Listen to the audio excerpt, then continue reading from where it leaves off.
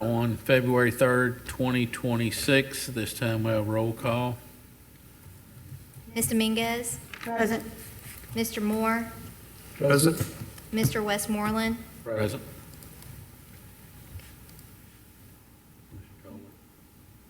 Mr. Anthony. Mr. Mr. Anthony's on the committee. Present. Yes.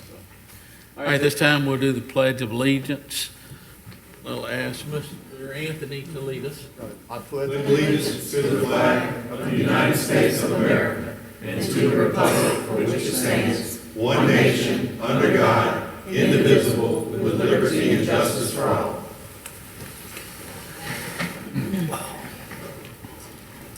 All right, we'll move to new business. We have the presentation of the 2024-25 financial audit. If you remember, we had this originally scheduled and the meeting got postponed, so we've asked them to come back. I'm going to ask Deborah Anderson, she's the Director of Business Services, if she would and come introduce our auditor. Their team has done a wonderful job this year. Once again, we have a clean audit, and last year we received the award again for financial reporting. We received that a couple of months ago. So. Thank y'all. Of course, like Jeff said, it was presented, we were supposed to present at the last meeting and we postponed, but we have Mr. Tanny Buddy from Erickson and Krentel to present some information for you. He does have a PowerPoint. Is it going to show on their screens also? Okay. So he has a PowerPoint that he'll go through, just some highlights. You should have the books in front of you, or they should have been there the last time. Hopefully you've had time to look over it, but he is going to hit some highlights for you. So this is Mr. Tanny.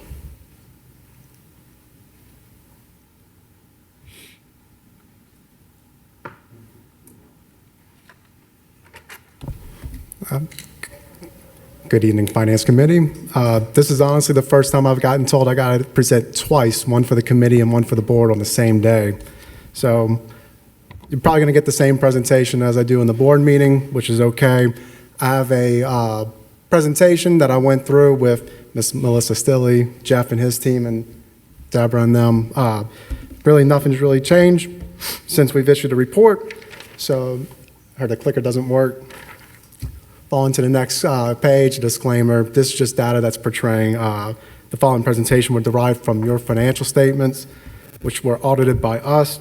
Following data should be read in conjunction with that 200-page ACFR, just to kind of get a better idea, because this is a very high-level summary of the financial position and financial results of the 24-2025 audit. Next page. Kind of go through our scope and conclusion, what we're required to communicate to governance, which is the board. We performed the audit for the June 30th, 2025 financial statements. Our report was an unmodified opinion, or basically clean, dated December 12th, 2025, meaning from our audit and our procedures, everything presented is fairly stated in all material respects in conformity with accounting principles generally accepted in the United States of America. Audit was conducted in accordance with several different standards, such as the U.S. GAAP, generally accepted accounting auditing standards, Louisiana Audit Guide, government auditing standards, and the uniform guidance. I was actually very pleased and very thankful for the amount of assistance that the team gave us. A little bit behind the scenes of the compliance supplement, or this uniform guidance specifically, because of the government shutdown some months back during the fall, the OMB compliance supplement had not been issued until November, which gave us a very tight window to do basically an audit that we would schedule for 60 days to be done and finalized within the timeline as of 12/31. The legislative auditor even came out and extended the due date that was normally due. Your financial report is usually due to the state as of December 31st. Because of the compliance supplement, they delayed it an extra 3 months and gave everybody that had a single audit a 3-month extension. So to have a dated report December 12th was great. Actually, we did not have to do the statewide agreed upon procedures, but I took that slide out. And we did have a agreed upon procedure engagement as required by Bessie. And like I said, this is a very general overview. I typically don't dive too much into the statement of financial position, as it gives a lot of content, it gives a lot of information such as pension liability and OPEB liability that me and Deborah were talking about, that kind of overstates your liabilities and reports that the school fund balance is a deficit. Really what that is it's a long-term liability. And I'm sorry, I don't have a statement in front of me to tell you what page, but one of the very first pages of the financial statement, you'll probably notice there is a deficit. That is due to your other post-employment benefit plan and your pension liabilities. Y'all are involved in 3 different retirement systems, TRSL, Lasers, and Louisiana State Teachers Retirement System. That's projecting a total liability as of today through the life of that employee's benefit. So, of course, it kind of overstates it. So on this, I typically focus on the balance sheet of your governmental funds. Right now, what we're showing is, as of 2025 compared to 24, we had about a $14 million change or a decrease in assets, but our total liabilities decreased by $20 million, which led to an increase in total fund balance of approximately $6 million. So overall, very healthy year. That's pretty sizable right there, almost a 5% increase in your net position just in 1 year. Flipping over to the next page, just have a, I like the total other financing sources and uses. It's basically non-existent because of how large the total revenues and expenditures are. But that's primarily what you have.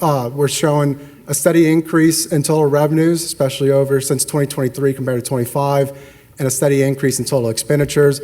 But again, your revenues are outpacing your increase in expenditures, which is leading to an increase in your fund balance year over year. Next page. This just kind of gives you a summary of your total equity. Not every dollar that you hold as far as equity is concerned is unrestricted, what you would call unrestricted or unassigned. As you can see on this pie chart, we are very heavily concentrated in the restricted fund balance. So a lot of this is the federal fund sources that y'all receive, that y'all are carrying over into the next year to pay for more educational services in the next. That 15% is that unassigned balance, so that's your second biggest chunk. This is what you can use the general fund for any purpose that you see fit. And then showing, compared to 2024, a slight decrease in restricted concentration, and basically restricted and unassigned kind of flipped. You had a decrease in restricted as a percentage weight, and an increase in unrestricted. And flipping over to the next page, slight breakdown of your restricted fund balance, since this is so major part of what makes up the Tangipahoa Parish School Board's fund balance. One thing I wanted to highlight, outside of a very heavy capital projects fund, which is to be expected, you'll notice that deficit in maintenance of $6 million. That was the first thing when we got to this, and I was talking to Jeff and his team of, that looks strange. What that is you had a restricted fund balance in this maintenance account that basically overspent, so the general fund is basically subsidizing that amount. So the general fund unrestricted dollars are paying for some of the restricted fund balance. So that's why that deficit that wasn't there in the previous year, so that's what that is about. You have a total restricted balance of $123 million with a total fund balance of $160 million, bringing that total restricted fund balance percentage as 77%. And going through our internal control communications, we perform our audit in conjunction with government auditing standards. So we have to provide a report that's at the back of there, where we basically, we have to communicate to you and to the public of, did we note any internal control material weaknesses or significant deficiencies or non-compliance with laws and regulations that are material to the financial statements. Going to those results, our test did not identify any of those instances. And going over to the next page, internal control communications for uniform guidance. Same thing, strictly for the federal expenditures or your federal awards that you have. Kind of more strict, it's federal funds. You gotta make sure you spend it what it's to be used for. Again, our test did not identify any deficiencies in internal controls or non-compliance with the federal programs. In the best AUP, which is usually management's favorite to test, I was actually very pleasantly surprised by this.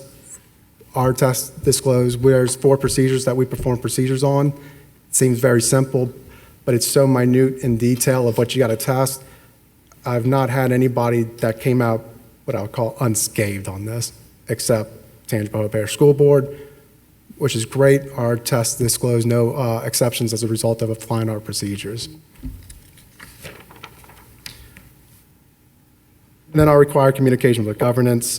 There was a separate letter, it's about 3 pages or 4 pages long, that's directly addressed to you, the board, of what are our responsibilities, what do our tests disclose, outside of just this report. And it's just to describe our responsibilities. So provide reasonable assurance that the financial statements are free of material misstatement, not absolute assurance. The way I always put it is, if I was here to offer absolute assurance that there was no mistakes, I'd be here all day, every day as a full-time employee, and I still wouldn't be able to get the job done. We're to maintain professional skepticism, professional judgment throughout the audit, identify risk and material misstatements of where could those errors occur or where could that fraud occur, and to tailor our audit procedures to address those such instances. Evaluate appropriateness of accounting policies and significant accounting estimates, and conclude whether there are substantial any conditions or events that would lead to a going concern issue. So basically, if anything were to come up that we feel the school board would not be solvent in the next 12 months, obviously that is not the case for you. So next one, significant audit matters, a lot of no's, no material legal acts, no accounting policies having material impact on financial statements, no transactions lacking authoritative guidance, no difficulties with management encountered, no disagreements with management, not aware of any consultations with other CPAs.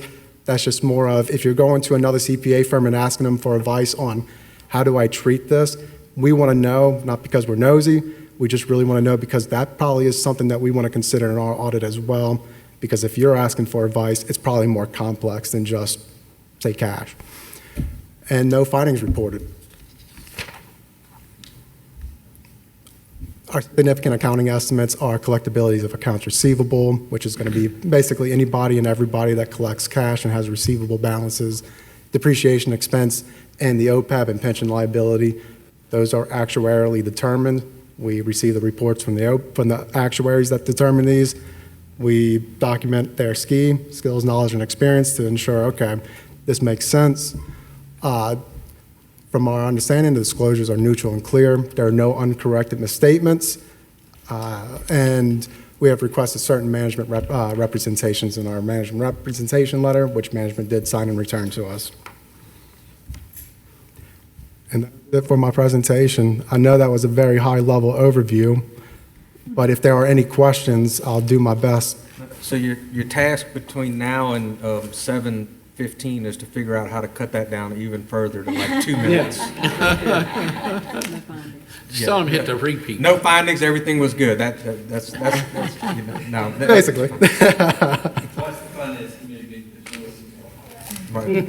Well, I thought that's what it is. This is the finance committee, right? Yeah, That's what he they was told me to saying. go a little bit more into this one, but yeah, the other one don't so much.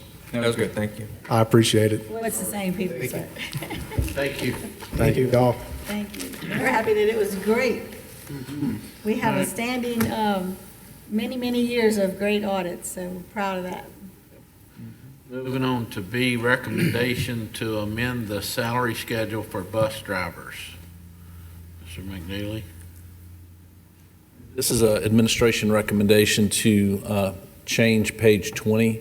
There was a miscommunication that we actually had intended to have the $25 an hour instead of the 15, but it was in the salary schedule. So we need to do that, and we're asking that you would ratify the administration that this would be effective for the school year, so for August forward. I'll make a motion to accept the $25 an hour recommendation. Motion made by Mr. Mingus, second by Mr. Moore. Any discussion, committee members?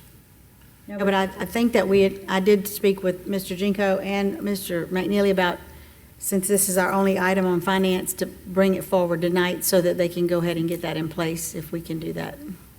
We'll do that in a regular meeting. Call for a vote?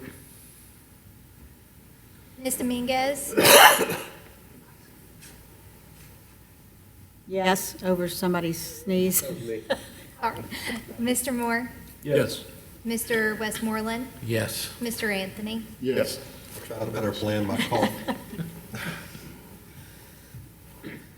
Passes? Motion passes. All right. Yes, sir. That's all to be brought before the committee tonight, so this is adjourned.